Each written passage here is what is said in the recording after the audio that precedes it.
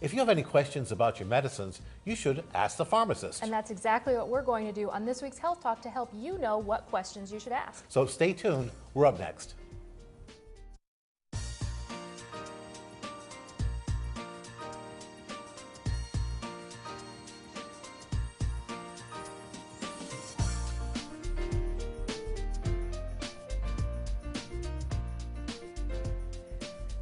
Hello, I'm Dr. Eric Mazer. And I'm Dr. Andrea Peterson. Today on Health Talk, we're going to discuss medication management with Bob Bepko. He's the Administrative Director of Pharmacy Services for Western Connecticut Health Network. Bob, welcome back to the show. It's always good to have you. Thank you, and I always look forward to being here.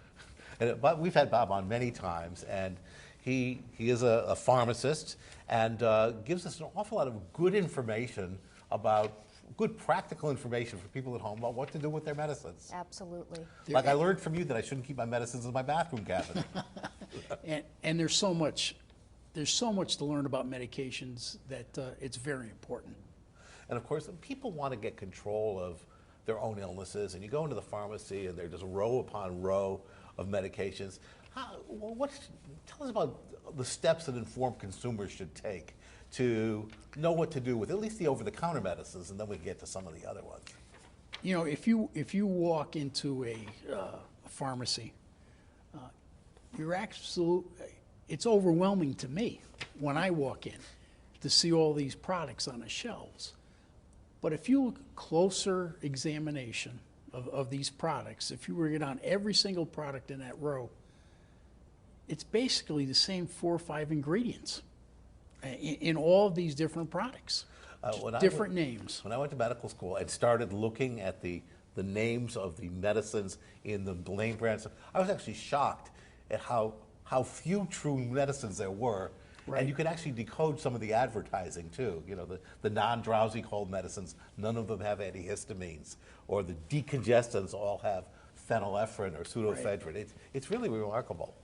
And and you have to be careful, because you could pick 2 products that are very similar, and unless you read the labels carefully, you may be taking both of them and getting double doses of everything, which is not what you want to do. And that's really important, right? Because over-the-counter medications are medications. That is correct. They can have side effects. They can cause problems if you don't take them with in the correct dose or in the correct way.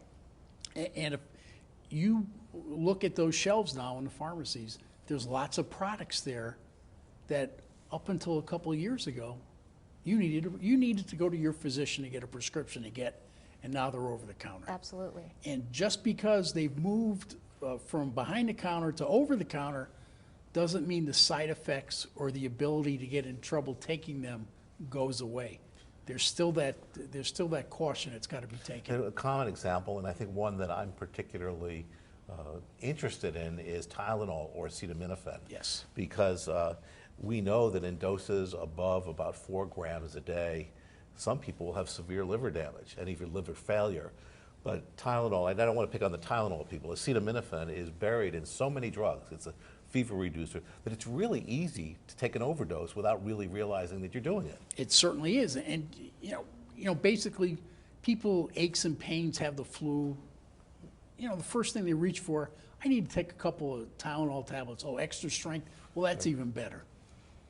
And then they're really not feeling that better. They might get another product, go out there, Theraflu or a product similar to that. And unless you read the label, there's a good chance there's acetaminophen in that too. That's right.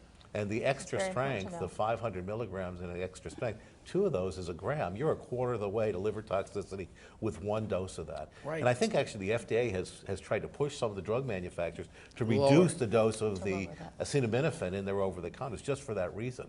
And if you're taking prescription products, you're taking something for your cholesterol that's affecting the metabolism in the liver, or other products that are detoxified by the liver, and the favorite drug out there, which nobody considers a drug, but alcohol. Right.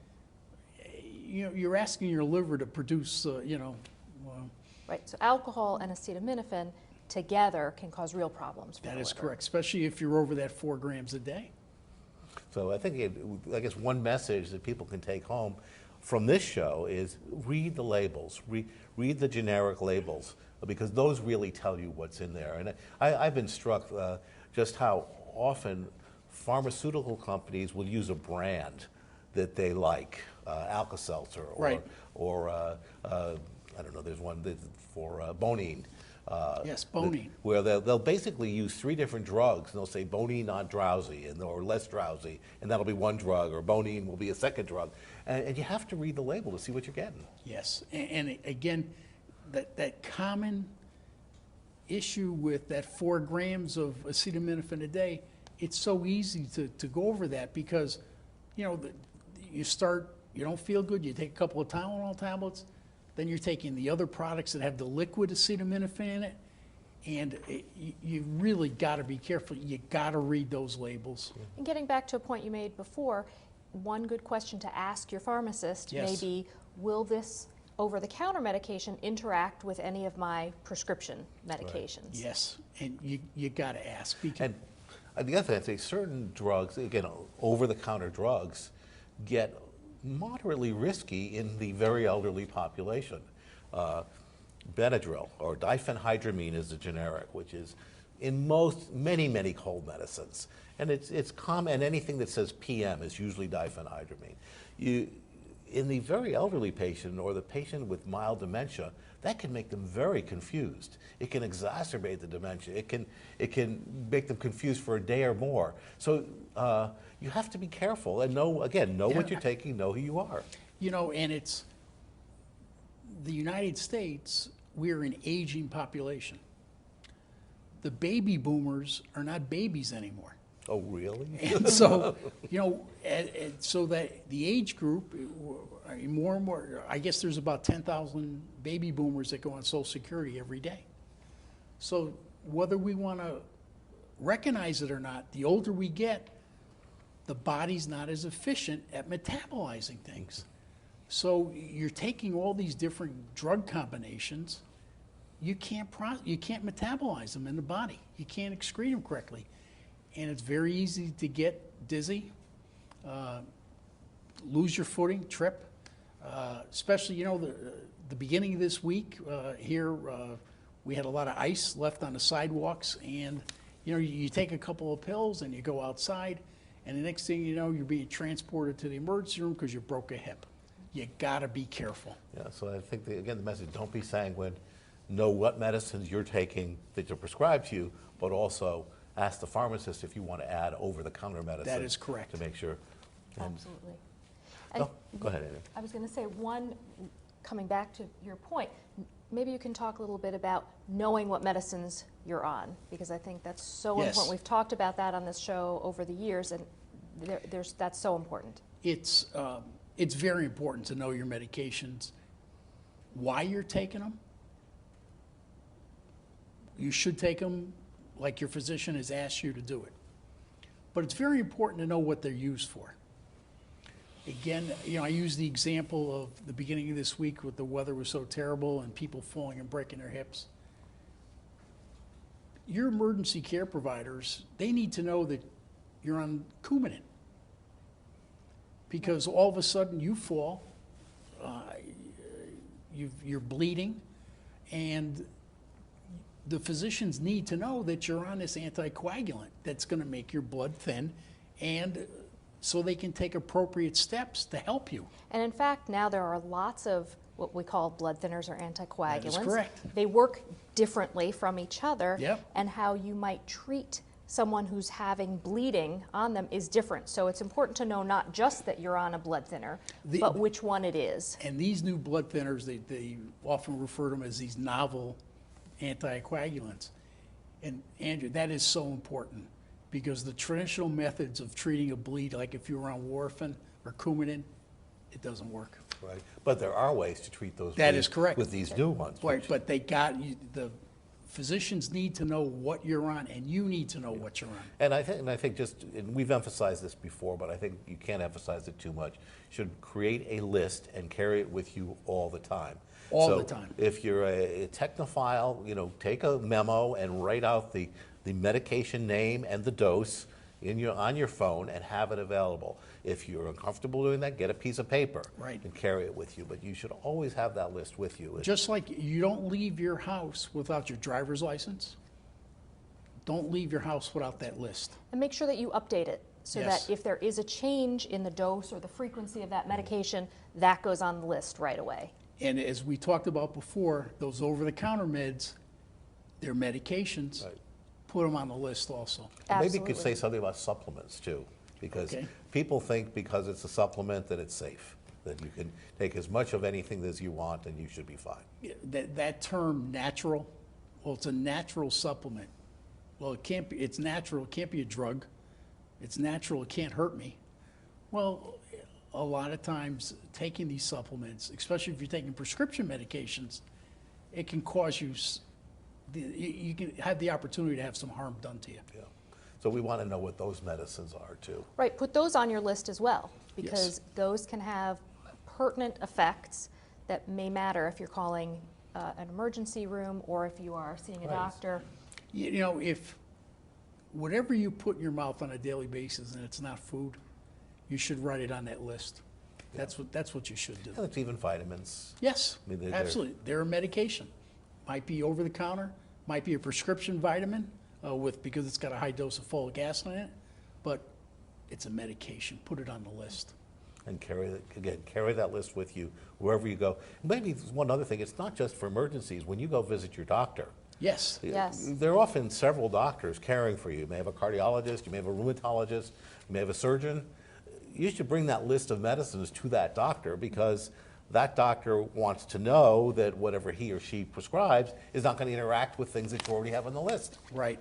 Absolutely. And what I'm finding these days is that you may go to one physician and he may belong to a specific medical group and they're using this one electronic medical record. And then you may go to another physician who belongs to another medical practice that uses a different electronic medical record, and not all the medical records talk to one another. Yeah, I think Right, that's that's unfortunately So it's true. important that you bring that list to populate it in both those electronic medical records. that's so important, Bob, because what we wish were true is that all these medical records talk to one another and that there was a common database of the truth about a patient. Unfortunately, the way it has been developed in this country, even though there are some ways that they talk to each other, that common database doesn't exist. It's not there yet. It's transitional, and I think, again, the patient as his or her own proponent is the best check on having the data in both places. Yes. And this has been a recognized problem. Healthcare systems know it's so important to get that medication history. In fact, at Western Connecticut, we have just started this program. We have a pharmacist that's in the emergency room with pharmacy technicians, and their job is to interview patients when they come in and get their total medications that they're taking. Right. And so it's important. And that's so important. Yes. And we talked about carrying the list with you. It may also be good to have a copy of that list someplace accessible. If Yes. you need to call 911, have a family member have a copy of that list, but you have to make sure that if it's updated, they're all updated. And that list should be with your significant other. It should be with your son or daughter if they're overlooking for your care. It's important that somebody else have that list also. A very important, simple, but very, Very practical yes, advice. Simple but practical and important. We should also say something about allergies. Yes. Some people will say, I'm allergic to this, I'm allergic to that, when in fact, it's really not a true allergy.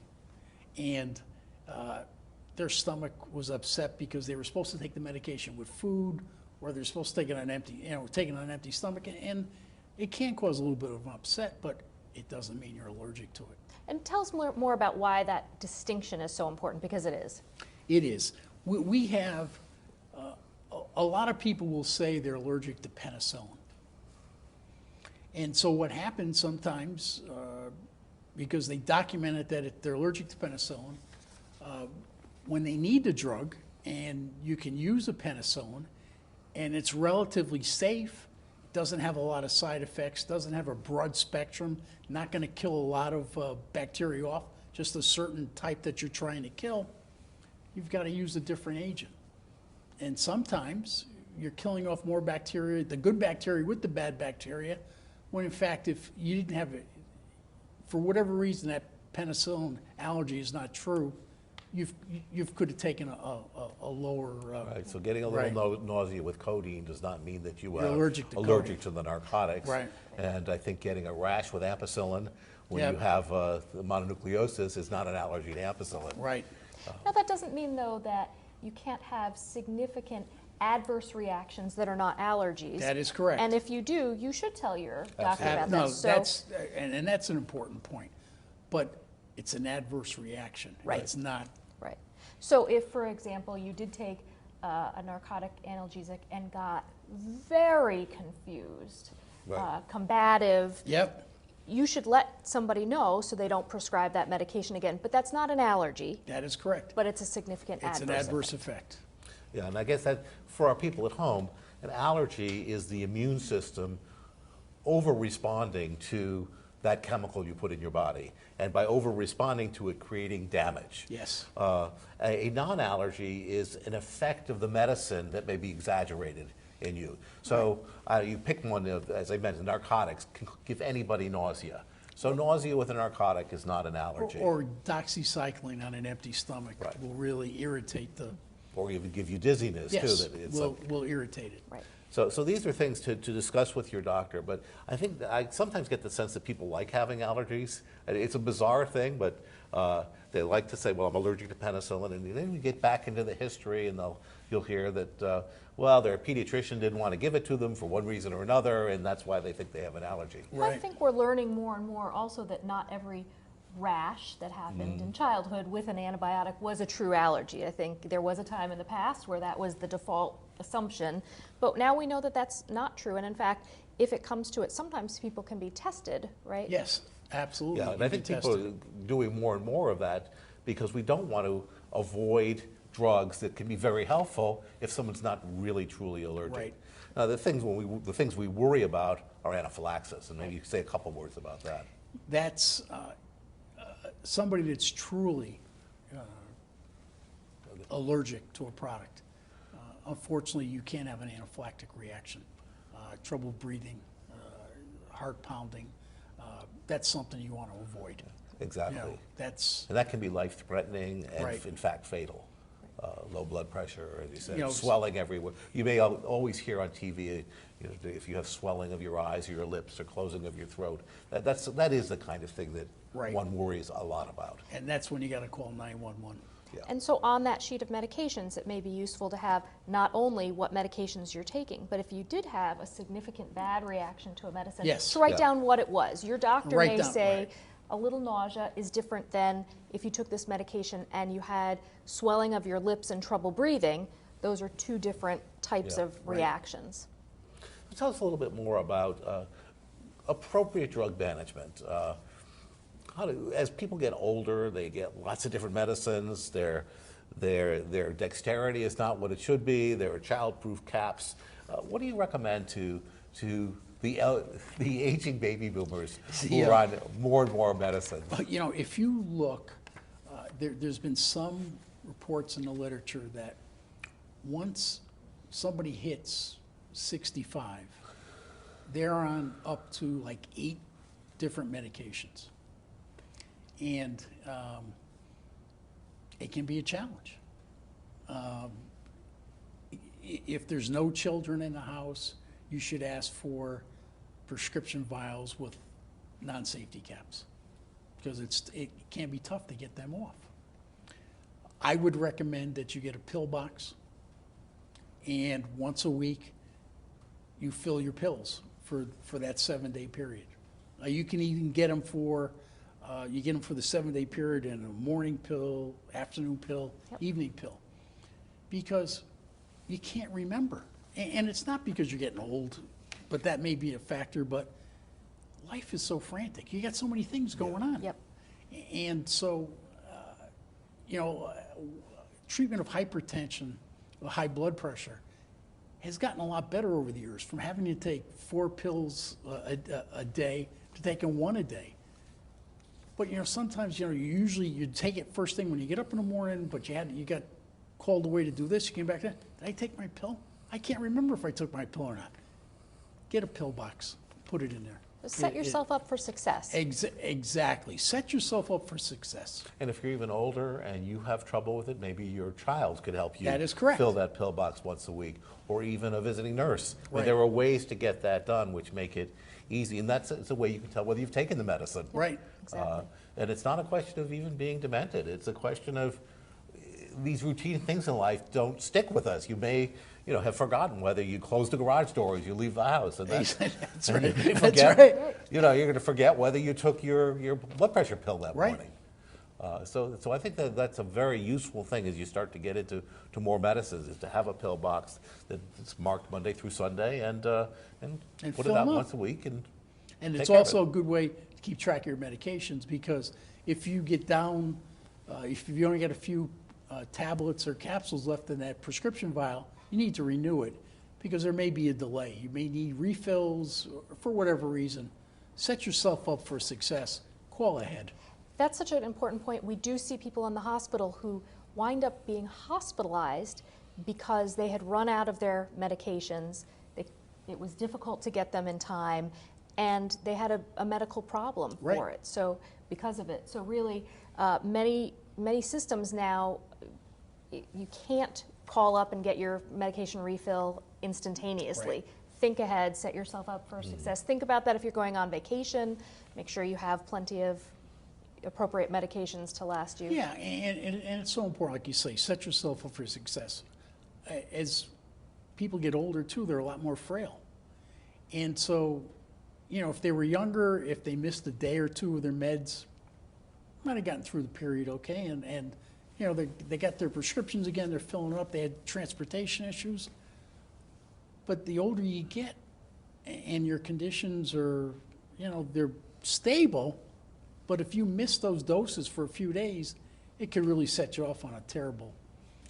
And I think we discussed this a little bit, but just to point out, drugs interacting with supplements or vitamins, I mean, do we have to, I know we worry about drugs interacting with each other, but can there be a direct interaction between supplements or vitamins Sure, and drugs? and if you're taking calcium preparations, you may be taking an antibiotic that the antibiotic all of a sudden gets involved with the calcium and is all bound up, and you're not getting any effect from the antibiotic, so you're not treating the infection if you're taking a calcium at the same time. Even It's little foods that things like interact. I that. know the grapefruit juice is something that's out there. Maybe you want Right. to say a couple words about that, because I like grapefruit juice, but it's everybody, quite a few people are on statins, the drugs that we use to lower our cholesterol. And if you're taking grapefruit juice and it's being broken down in the liver, and you've got a statin on board, you may be getting higher levels of the statin. yeah. And so, you got to be careful about that. Just like if you're taking Coumadin, you've got to watch how much broccoli and spinach that nobody wants to eat. And if you like it, by eating that, and you may be throwing your Coumadin levels off. So these are good questions, again, to ask your pharmacist if you're picking up, say, a medication that's new for you, you're picking up an antibiotic that you don't usually take. Can you bring in your list of regular medications Absolutely. and supplements? Absolutely. And And you ask the should. pharmacist? You should.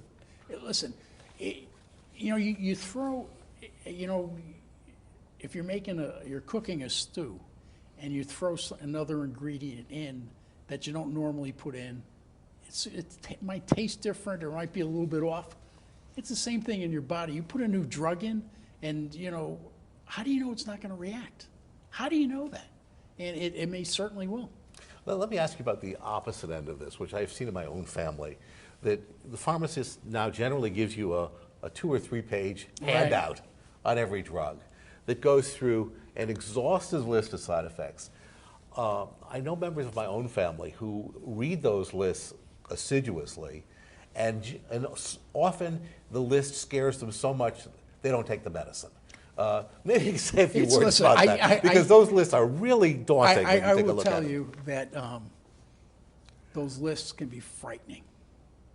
And the other thing I find frightening with, besides those lists, is the consumer advertising on TV. I was thinking the with the same side thing. effects. And I'm saying, why would you want to take any of these things? If that. But unfortunately, Lymphomas and death have happened. right, exactly. and so when you go and the companies are trying to bring a product to market, they may have 10,000 people in a trial, and everybody's got to report if they had a headache that day, if they had diarrhea that day, if they had a rash that day. And it may not have been from the medication, it might have been from something else, but it's got to be reported. So it gets into the database. And once something gets into the database, it never comes out. So although those things may happen, you've got to talk to your physician and pharmacist. Yeah, you got to talk to them and say, listen, how many of your patients have taken this, and are they okay? Yep, it's fine. Don't worry about it. And I think in general, the doctor should be considering and know that because they really can't be done. I think that's all we have time for, Bob. We're going to come back with a question. Okay. But before that, we have some messages. Right now, let's take a look at some of the upcoming events sponsored by Western Connecticut Health Network.